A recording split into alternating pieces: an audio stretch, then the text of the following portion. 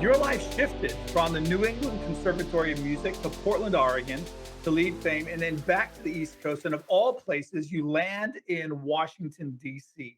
What was a culture shock like for such radically different environments for you? Yeah, that's a great question. So I would love to share a little bit of my story, if that's all right. Yeah. Oh, please. Yeah. Great. So I grew up in the Midwest. I'm a Missouri boy, born and bred.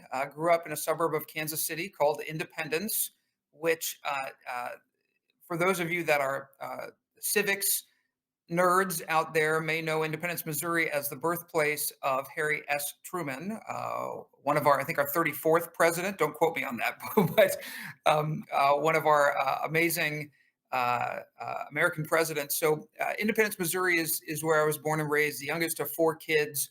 My parents both worked many jobs to make ends meet, and music and creativity were always central to our household. We had a beat up old upright piano in the living room and had a copy of the Reader's Digest songbook, and my mom would play and I would sing. And so my earliest memories in my house and with my grandparents who taught dance for many years were about creativity and creative expression and bringing people together through creativity. And so as I developed as a young person and cultivated my talent as a musician, I did head off to New England Conservatory where I studied vocal performance. And to your question about sort of bouncing around from Kansas City to Boston to Portland, now here in DC, which is a wonderful community, I have learned so much from every community that I've been part of.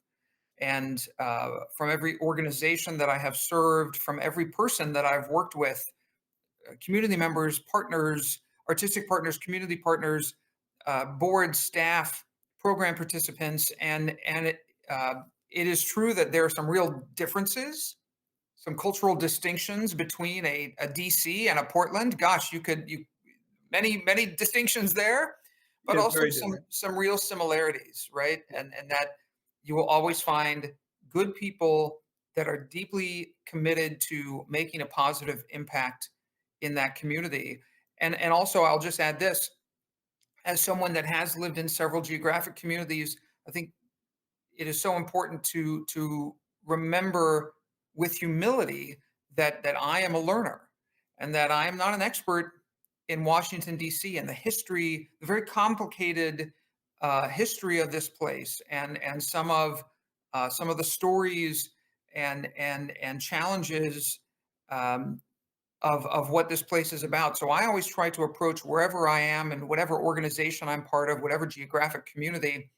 I always try, David, to approach this from a place of being a learner and wanting to really develop authentic relationships with folks across the community to understand how whatever organization I'm part of can best be of service and create positive community value in those places.